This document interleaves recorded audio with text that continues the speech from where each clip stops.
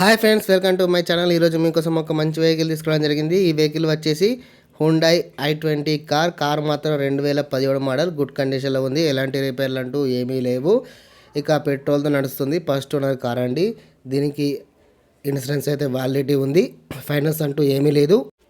రిపేర్లు అని రీసెంట్గానే చేయించడం జరిగిందని ఓనర్ చెప్పడం జరిగింది.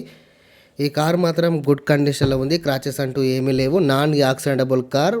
దీని ప్రైస్ చూసుకున్నట్లయితే మొన్న చెప్పిన ధర కేవలం 4 లక్షల రూపాయలు మాత్రమే. ఇది ఫిక్స్ ప్రైస్ ఏమీ కాదు. ఇంకా బార్గెన్ చేస్తే తగ్గించే అవకాశాలు చాలా వరకు ఉన్నాయి.